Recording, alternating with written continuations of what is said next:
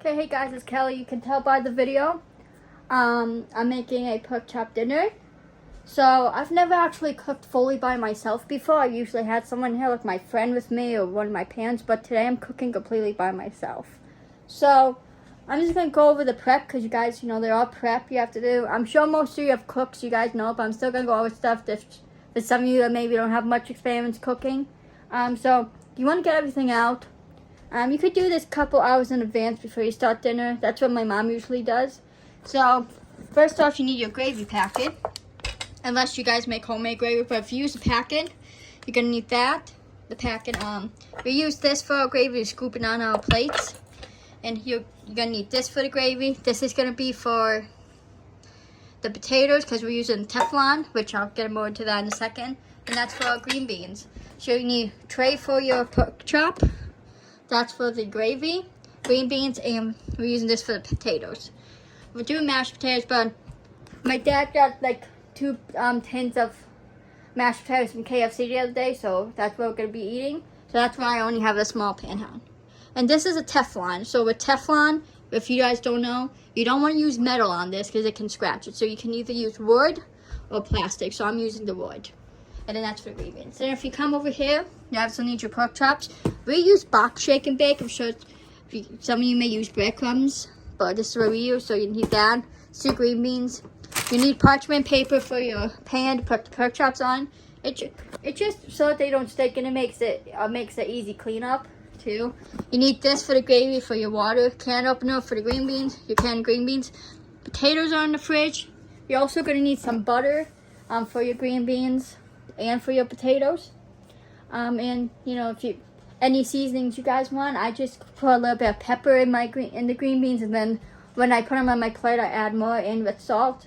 You just want to be careful of that. So that's kind of prep. What else? Also, you make sure you want to have a clean area. I'm going to be putting this stuff away. And as you guys remember too, another good tip for cooking, clean up as you go, because it makes it so much easier. Instead, if I wait till the end to clean everything, then look how much I'll have to clean. So that's just a tip for you. I mean, obviously I won't be cleaning these till the very end because I'm using them to cook. But I mean, like your can opener, your water thing, anything that you just use real quick, knives to cut your butter with. So yeah, I'm gonna wait a little while. I just took these out the fridge. I put these in the fridge last night from our freezer, so they're not too hard. There's still like some parts like here that are hard and icy that need to defrost. So I'm going to start cooking in a little while. And yeah, so we'll be back when it's time to actually prepare the food, guys. I hope you're ready for this cooking video and this delicious meal. Okay, guys, so now it's time to start doing the pork chops. So what you're going to need to open them, because what we do in my house is we get a big thing of pork chops from BJ's, which BJ's is pretty much like Costco. So, and if you guys don't know what either of those are, they're pretty much stores where they sell everything in bulk. So like sell everything like big like packages and stuff. So what we do is we separate them, we vacuum seal them, and we like write on them so we know what they are. So you got to cut them, and then we got to not wash them, but you rinse them off in the sink. But before we do that,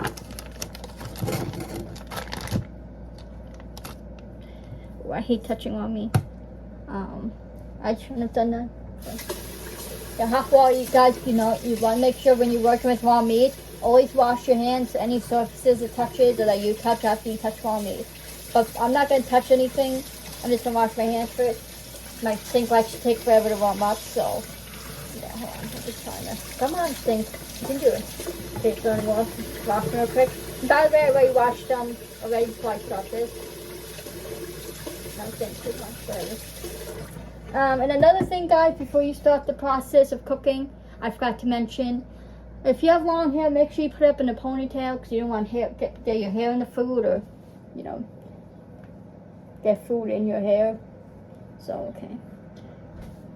So, what I'm going to do, I forgot to clean up or put these dishes away. I had thrown in the laundry. I'm going to put this on cold water. I'm just going to let that run on the pork chops for now.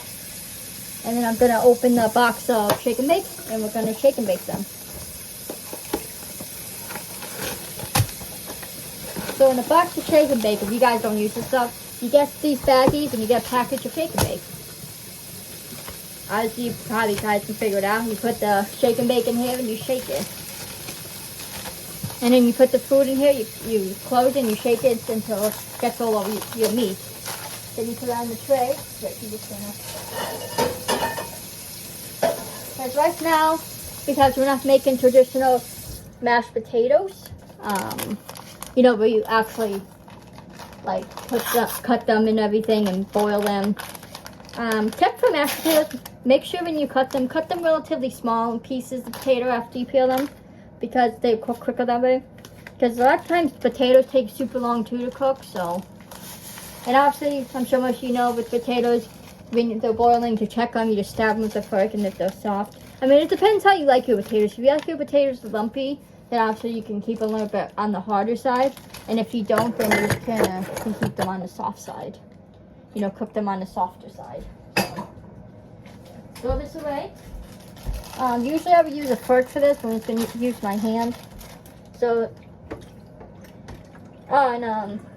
actually, what I forgot to do first, silly me, is you want to cut some of the fat off the pork chops. You don't have to cut it all, but you don't want fat. Again, because I just actually touched the raw pork chop, and then I remembered to make sure you wash your knife good. So, again, just fat is kind of hard to cut off. Again, you don't have to cut it completely off. It does give it flavor, but I mean, it's not the healthiest for you, so. And like I said, my knife sucks, so like, they have to be sharpened. But it is kind of hard to cut through fat, but just, come on, can you just work for me? Thank you.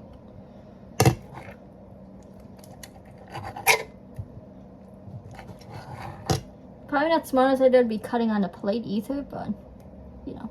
So you can leave like that much. My dad usually likes the fat, so throw this away. Then you want to do that with the other pork chop, because again, you don't want a ton of fat. It's not healthy for you, and it's just no need for it. It doesn't really taste good either. I can tell you that much about fat and things. I should be using a different knife too than this, so.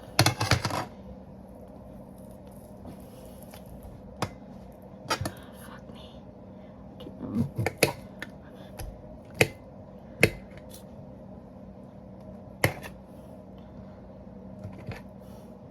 I'm gonna just grab a different knife. And just make sure you wash these good, because I touched the handle after I touched the raw meat, so. And you also touch my raw meat to cut the raw meat, so make sure you wash them good. That's all I'm saying, because you don't want raw meat on your knives and then it contaminates stuff. So, yeah, I cut most of the fat off this, but again, you can always leave a little layer of it on if you like the flavor it brings out. Doesn't matter, it's totally up to you.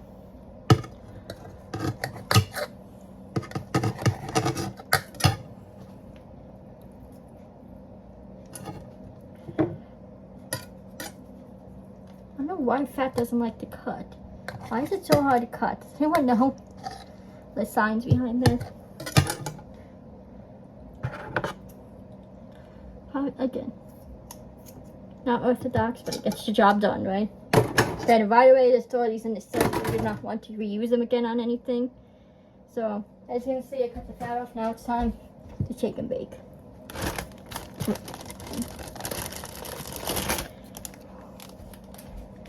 Trust me, guys. Raw meat is don't take raw meat lightly. Gets on anything. Clean it. Make sure you clean it. So again, I twisted the bag, so you can see, and shake and bake. I find I have much more trouble getting it to stick on chicken than I do on pork. That's just me then. Then, you know, you can take your extra and just put it over again after you do all your pork chop. I'm just doing 2, so I'll have a lot left over. And what sucks about it is that even when we do, because we usually only do 3, but we're only doing 2, so it's just me and my dad eating, but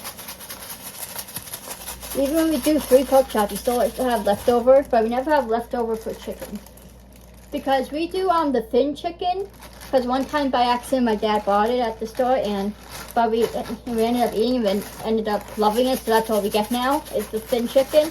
And with thin chicken, we get it from, BJ's, which again, is like Costco, which they have bulk.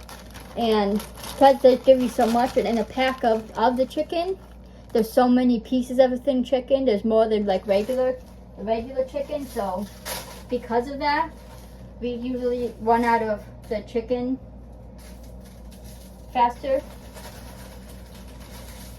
Ooh, again, if you like shake and bake, then do it. I don't mind it.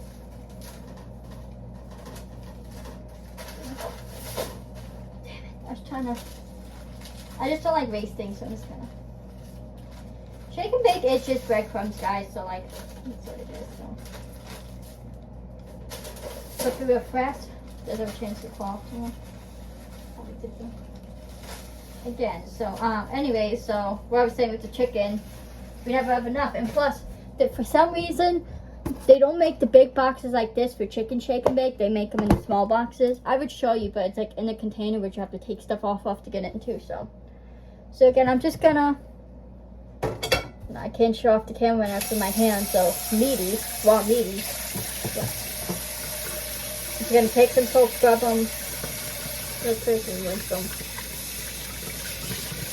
And because some raw meat did touch the counter, I was gonna say the wall counter. Take your sponge or something sanitary and just wipe off your counter. Again, raw meat is nothing to mess with, guys.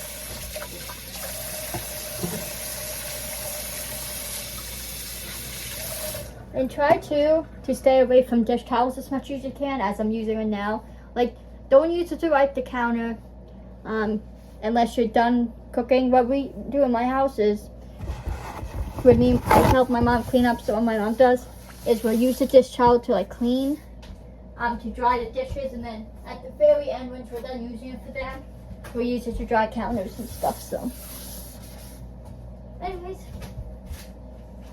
Now it's time to prepare the green beans and the potatoes.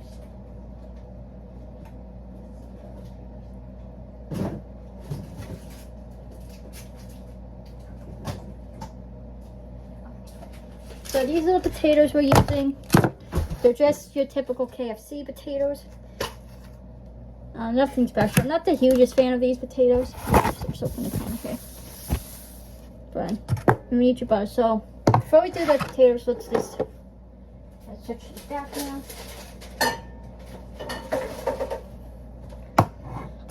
Again, you can put these in the pan. What my mom does when she makes the potatoes, she would cut the potatoes like in the morning, and then she just put them on the pot on the stove until it's time to eat. So, yeah. But now, I'm using green beans. You guys can use any vegetable you want, but we love green beans in my house. Carrots actually used to be my favorite vegetable. Now it's green beans. Oh my god, a thing with carrots, do this only for canned carrots. If you use canned carrots, what we do when we cook ours, we put maple syrup in them. They're really good. That way, so try it. So what we do, I don't know if you guys do this, but we drain some of the liquid and hold it. It's probably like that much. You want to leave some in. And now what we do is slap that in the pan. I'll put this out later, but then do some butter. It's a good amount of butter for a can of green beans. And I'll put some pepper in there after, but again, with that stuff, guys, you don't have to do a lot of pepper or salt, because people can do that when they put on their own food if they wanted. You just don't want to over season it. You just don't want to do too much, because some people don't like a lot of pepper. I like pepper, but my mom's doesn't like too much pepper, so yeah. Okay, now the potatoes. Drain liquid. You don't want liquid. You would need a spoon. Or just take the spoon, dump them in.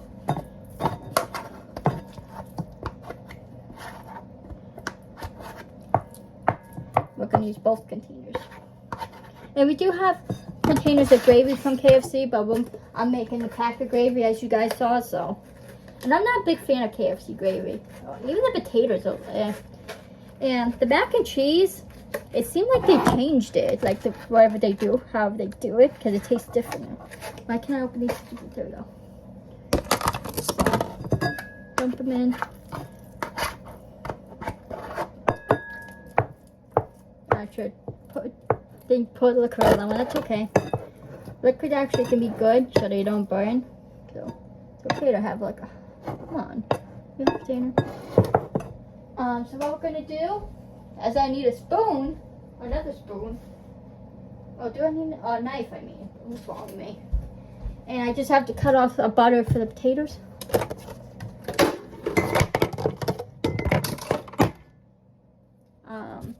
Don't do this on the counter unless you have like a marble counter. I'm just doing it real quick. I'll probably do like 1.5 teaspoons. So you can see the butter has measurements. I'm gonna do 1.5 tablespoons of butter for these, just because butter is good.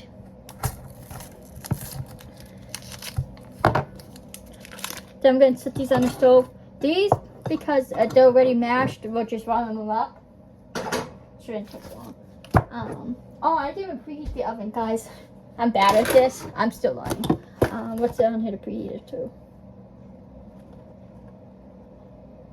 425. So we're preheating a oven at 425. That's what it says on the shake and bake. But what am I doing? Help if I actually can do this correctly. What's wrong with me? Sometimes my oven likes to take a long time to preheat. So, anyways, guys. Well, I'm going to start doing these dishes in here while we wait for that and cleaning up. Because again, clean as you go along because it will save you time. So this can be put away later. So we'll come back when it's time to put the pork chops in and stuff. So see you guys in a second. Okay, guys, we are putting the pork chops in the oven at 425. And we're going to do it for 23 minutes because it's 20 to 25 minutes. So, and I put some pepper in the green beans. And some pepper in the mashed potatoes. And that's going to be for the gravy, which I'm going to do the water now. It's 1 cup of water. We're just going to put the water in now. We're not going to start it. Make sure it's cold, guys. You want cold water.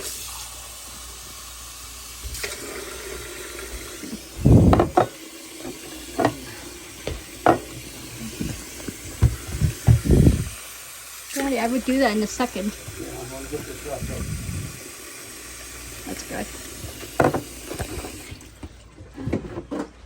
Then we'll be back, guys, when it's time to put on the other stuff. Okay, guys, time to put on the warm burner. We'll put on the gravy now. With the gravy, guys, you're just gonna bring it to a boil. I know it doesn't look like a lot, but it's just a big pan.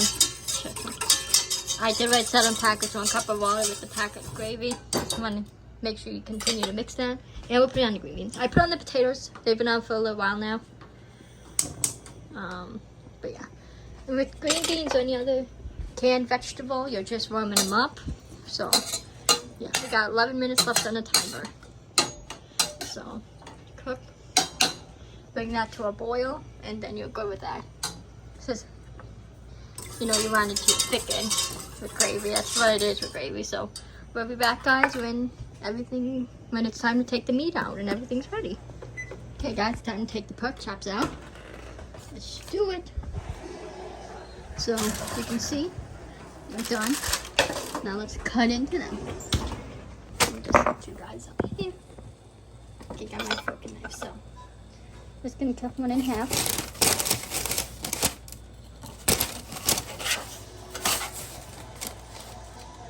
Still looks pink in the middle. Alright, guys, we'll be back in a second. Okay, guys, so we have put back in for a few minutes. That's how you want it to look like. You know, not like super white, but you want it to be white. You can see it's white. It's kind of, you can see it looks like some pink, but it looks good to me. So we're gonna plate it, guys, and then we're gonna taste it. So we'll see you in a second. Okay, guys, so let's taste it. Some pork here.